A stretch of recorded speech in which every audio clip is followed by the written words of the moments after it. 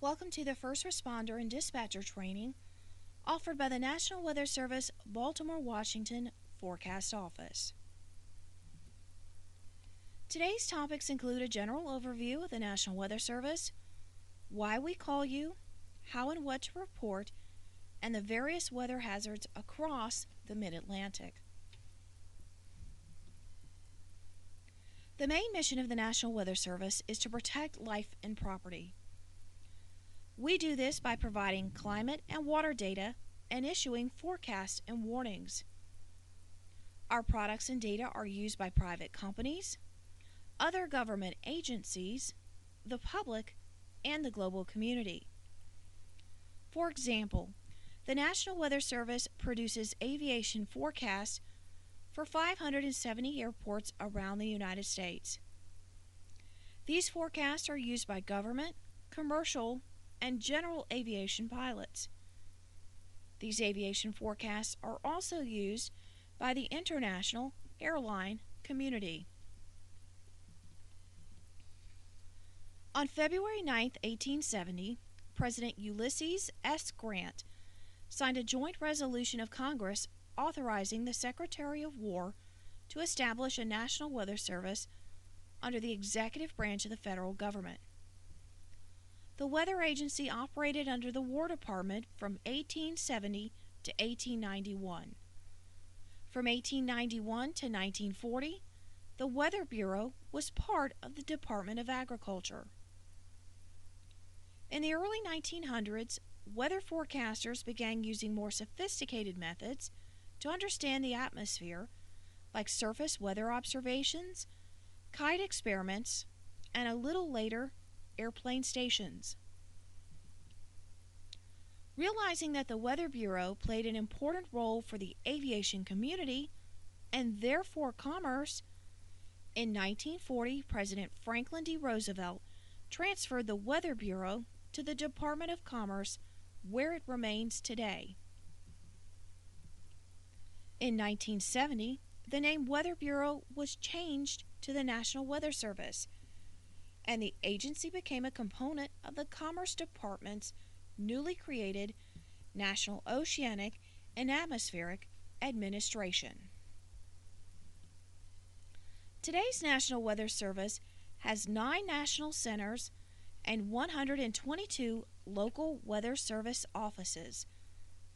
From Alaska to Hawaii and Guam to Puerto Rico, and from Maine to California and everywhere in between, the National Weather Service is there to provide watches, warnings, and forecasts to protect the life and property of every citizen of the United States.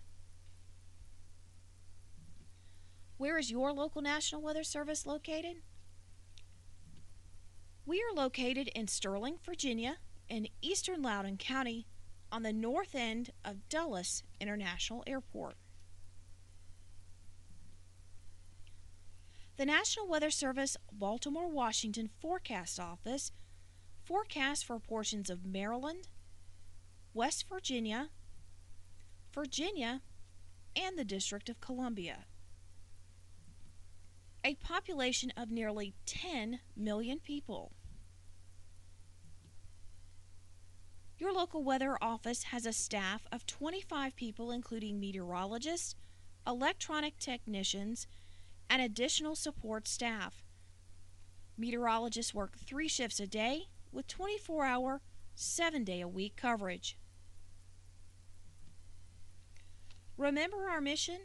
To protect life and property? Well, how do we alert people that dangerous weather is on the way? We do that through watches and warnings. What do watches and warnings mean? The most important thing to remember is when a watch is issued, conditions are favorable for hazardous weather to occur. You should keep an eye to the sky and watch the weather. Stay tuned for weather updates and have a plan because action may be needed soon. When a warning is issued, this means dangerous weather is imminent or occurring within the warned area. you need to take action immediately. The one caveat to this traffic light analogy is the advisory. An advisory is a warning for a nuisance level event, such as a winter weather advisory. An advisory lets you know that something is expected or occurring, but it is a low-level threat, such as a small amount of snow. Watches and warnings are usually issued for near-term threats within 12 to 24 hours. We do provide information on threats further out in time, up to several days out. Our Hazardous Weather Outlook product discusses weather hazards expected for our area out 7 days. The Hazardous Weather Outlook is a great product to check once a day just to see what possible weather threats are out there in the next week. The HWO can be found on our webpage at weather.gov/Washington or weather.gov/Baltimore. The link for the HWO is in the top left corner. You can also find the latest watches, warnings, advisories in effect, and local forecast information on our website. The Hazardous Weather Outlook is broken up into 3 basic parts. The first section of the Hazardous Weather Outlook discusses the hazards expected during day 1, with a second section discussing hazards expected for the remainder of the week out 7 days. The third part of the Hazardous Weather Outlook notifies volunteer weather spotters that activation may be needed. The National Weather Service doesn't just issue warnings and watches for convective events such as severe thunderstorms or tornadoes. Other watch and warning types include tropical, winter, and coastal flooding. Non-precipitable warnings are issued for events such as heat waves, wind chills, and high winds, events not necessarily associated with rain or snow. Fire weather season typically occurs in the spring and fall. Red flag warnings are issued when high winds, low relative humidities, and low fuel moistures are anticipated. All of these products follow the same traffic light concept. Yellow light, the watch, keep a watch on the weather conditions, and red light, the warning, when action is needed. When a warning is issued by the National Weather Service, it is imperative that as many people as possible receive this potentially life-saving information. The Weather Service cannot accomplish this task on its own. We immediately disseminate warnings across NOAA All Hazards Radio and the Internet. But what about those people who don't have access to the Internet or don't have a NOAA weather radio? This is why we have partnered with emergency management officials and broadcast and print media.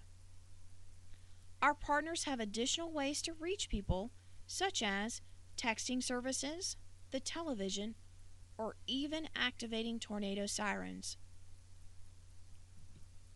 It's all about working together to get the message out to the people so they can keep their families safe during hazardous weather conditions.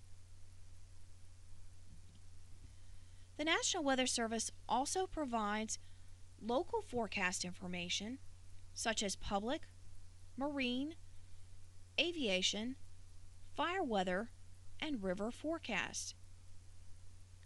In addition, we offer support services for Homeland Security. For example, our office supplied frequent short-term detailed weather forecasts for the National Mall in Washington, D.C. during presidential inauguration activities in 2009. Our office can also furnish the same detailed short-term forecasts plus atmospheric dispersion information in cases of serious hazmat spills or releases. The Weather Service also collects and catalogs vast amounts of weather data. We keep detailed climatological records for 3 major airports: Dulles International, Reagan National, and Baltimore-Washington Thurgood Marshall airports. Our office also has a network of around 60 volunteer cooperative observers that report daily temperature and precipitation data.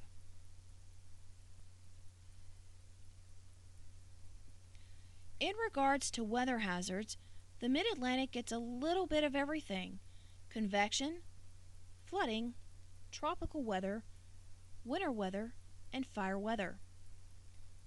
On average, during a year, the Storm Prediction Center issues for our area 2 to 3 tornado watches and 9 to 12 severe thunderstorm watches. The video in the lower right portion of the screen is of a developing tornado over Andrews Air Force Base in April of 2011. Can you spot the developing tornado?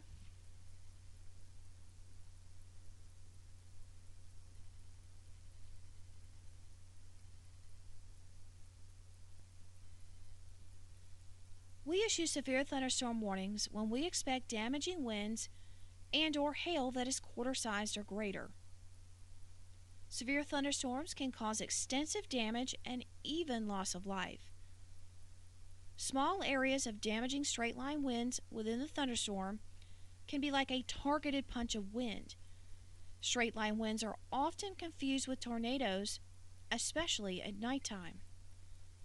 Severe thunderstorms often contain heavy rain and lightning, but a severe thunderstorm warning is issued solely for damaging winds and/or large hail. The video to the right is of a downburst that occurred in Norman, Oklahoma. A downburst is the sudden downward rush or targeted punch of wind from a thunderstorm. In the video, not only is there strong winds, but also large hail.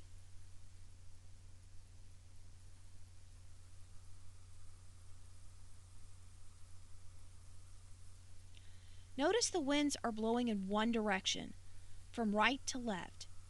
You can tell this by the way the tree sways and then the down fencing. These are what we call straight line winds.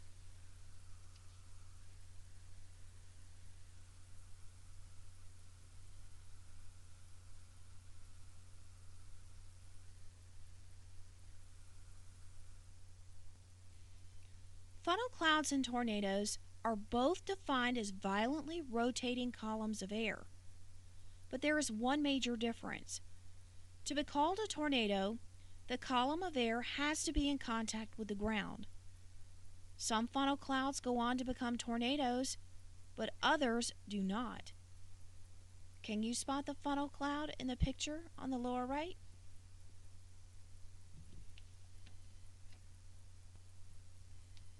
In the Weather Service, we typically classify tornadoes into 3 groups: weak, strong, and violent. Around 90% of all tornadoes are classified as weak. These tornadoes are usually on the ground for brief periods of time and can be difficult to detect. They can still snap and uproot large trees and pick away at siding and roofing on your home. About 10% of all tornadoes are classified as strong. These tornadoes can last up to 20 minutes or longer on the ground and can have paths over 15 miles. These tornadoes start to pick up and throw vehicles and can do significant damage to homes. Less than 1% of all tornadoes end up being classified as violent. These tornadoes can last an hour or longer on the ground and have paths up to 50 miles or greater. These are the killer tornadoes that literally cut a trench of devastation across the communities they affect. Strong and violent tornadoes are typically easier to detect on radar and cause greater numbers of injuries and fatalities. Unfortunately, tornado intensity can only be determined after the fact. So all tornado warnings need to be taken very seriously. Hail, whether small or large, is indicative of a strong to severe thunderstorm. The updraft, which is a column of air rising into the thunderstorm, is the mechanism which keeps the hailstone suspended within the storm. The hail will begin to fall out of the thunderstorm when it becomes too large for the updraft to keep aloft.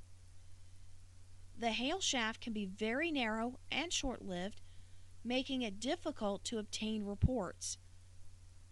Also, the hail will eventually melt and in a lot of cases leave behind no evidence of ever occurring. While quarter-sized hail damages plants and agriculture, it takes about golf ball-sized hail to start denting vehicles.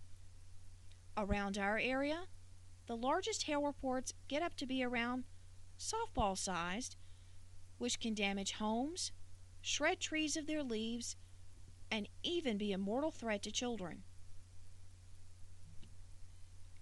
When obtaining hail reports, please discourage the use of marble-sized. This term is very ambiguous as marbles come in a variety of shapes and sizes. Hail can very easily and clearly be related to coins or sports equipment. Flooding is generally caused by excessive rainfall. There are two types of flooding that can occur: flash flooding and flood. Flood conditions are usually associated with river and stream flooding and typically occur more than 6 hours after the heavy rainfall begins. Flash flooding has a much quicker response time and will occur within 6 hours of the start of heavy rainfall. Dam and levee failures along with the breakup of an ice jam can also cause flash flooding with a sudden release of massive amounts of water. The video in the upper right is of a flash flood in Australia. After very heavy rains, a small creek in the back of a parking lot becomes a raging river.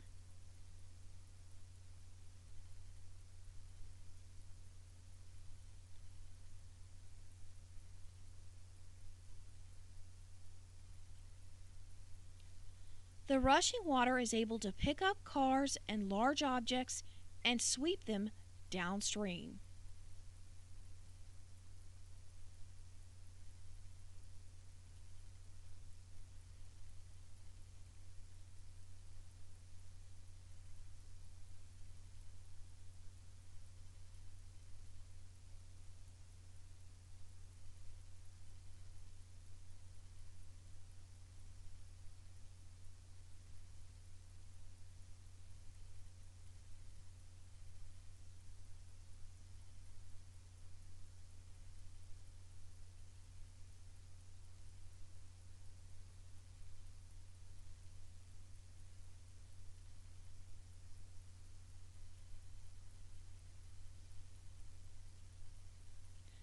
Now look in the upper portion of the video. The water is now flowing over the bridge, and that white car just popped out from under the bridge.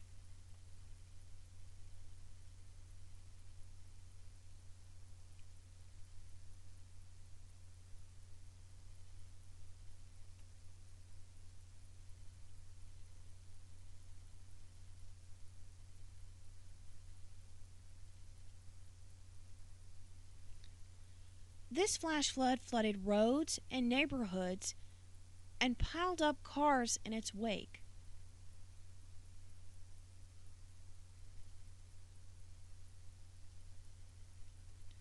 Notice the piled up cars behind the trees. Tidal flooding occurs across low-lying areas that border the Chesapeake Bay and the tidal portion of the Potomac River. For our area, this includes the western shore of the Chesapeake Bay from Harford County to St. Mary's County and along the tidal Potomac from Washington, D.C. to where the Potomac meets the bay. Prolonged onshore flow is the main contributor to coastal flooding. However, the lunar cycle can also play a role with higher than normal tides during full and new moons. After a period of heavy or prolonged rainfall, tidal and freshwater river flooding along the Potomac can combine to produce an extended period of high tides in Washington, D.C. and Alexandria. We issue coastal flood watches, warnings, and advisories. Remember, advisories are issued for nuisance or low-impact events. Switching gears a little bit to winter weather. While our mountains get accumulating snow as early as October and as late as April, most of our snow falls from December through March.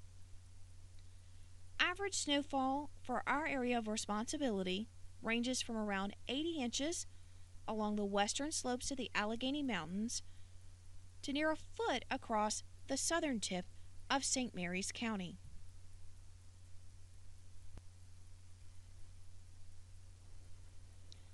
Winter weather hazards include heavy snow, blizzard conditions, icing, and extreme cold. The winter of 2009-2010 was unusual as snowfall totals were more than 4 times normal at Baltimore International and more than 3 times normal at Reagan National and Dulles International airports. The 2009-2010 winter season will be remembered as the snowiest in history for the Washington, D.C. and Baltimore areas. Hurricane season runs from June 1st through November 30th. Hurricanes bring the threat of inland flooding from heavy rain, storm surge, high winds, and tornadoes. In September 2004, the remnants of Hurricane Ivan produced 70 tornadoes across Virginia, which was a record. 35 of those tornadoes occurred across our area of responsibility. In September 2003, Hurricane Isabel produced moderate to major river flooding on the Potomac, Shenandoah, Rapidan, and Rappahannock rivers. Isabel also produced an unusually high storm surge of 6 to 8 feet above normal in the Chesapeake Bay and tidal Potomac. Every hurricane, tropical storm, or remnant of one that passes over us has its own personality and its own combination of heavy rain, storm surge, high winds, and tornadoes. When one threatens, check with us to see which of these 4 threats will be affecting us and how badly. We obtain the majority of our storm reports from volunteer weather observers, emergency managers on the scene, and 911 centers. Typically, 911 centers receive the information first, and that's why we call you. We monitor the area, but technology can only see so much. People at the scene tell us the rest. The information that you relay to us has the potential to save lives and property, helping us complete our mission. It's all about the information. You have it, and we need it. Do you have to wait for us to call you? No. You can call us anytime, 24 hours a day, 7 days a week. Take a moment and put our 1-800 number into your cell phone.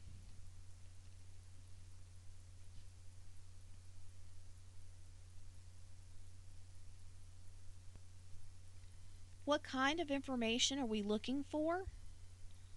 We need reports of tornadoes or funnel clouds, reports of injuries or fatalities, hail reports, reports of flooding, and any weather-related damage. Even that lone tree down is important. During the nighttime, it is very difficult to gather reports of severe weather or weather-related damage. There are simply just not as many people out and about as during the daytime. Any information that you receive and pass on to us could be potentially life-saving.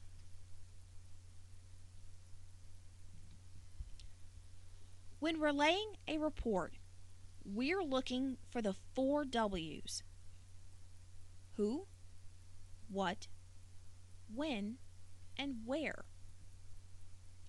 Who is making the report? What are they reporting? When did the event occur? And where is the location of the report?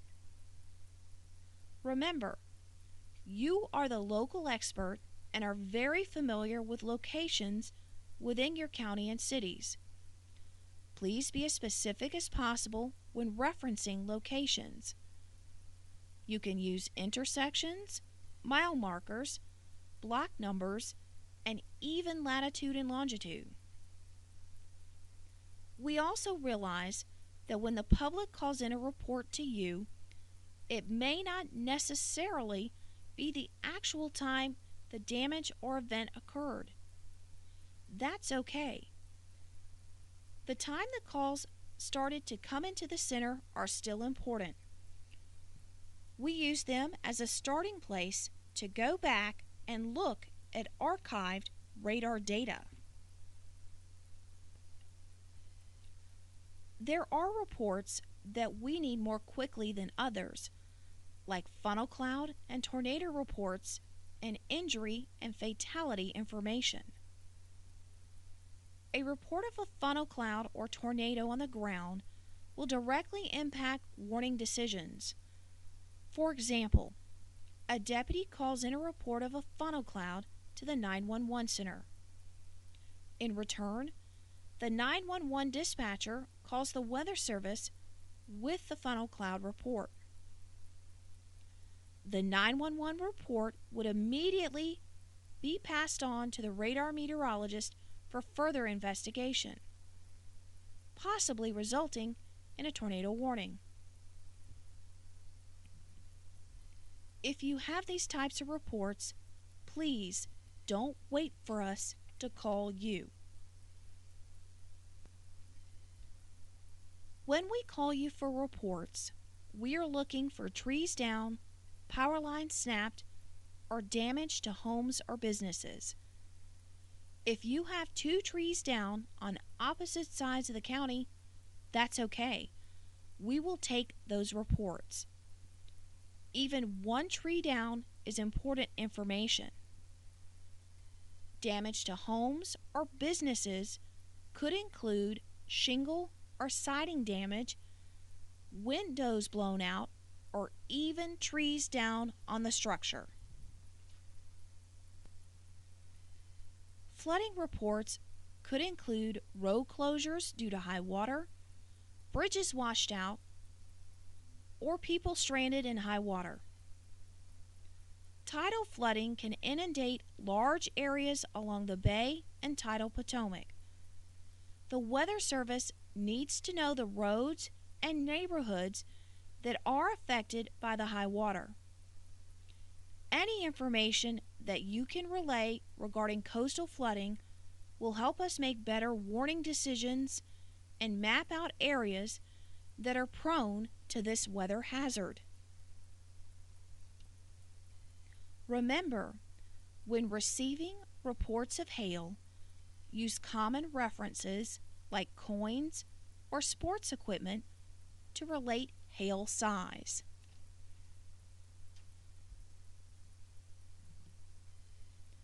Whether you call in a report or we call you, the information we receive can literally be life-saving. We can correlate your report with other information like radar, satellite, or spotter reports. The information you provide can help in the warning decision process and be relayed in warnings as real-time storm reports across NOAA All Hazards Weather Radio or in the media. It's all about getting the information to the people so they can make the right decisions.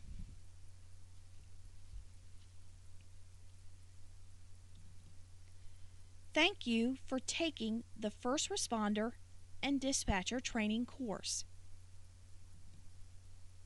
If you have questions or comments, please contact Christopher Strong, Warning Coordination Meteorologist, or me, Nicole Winstead Listema, Senior Forecaster.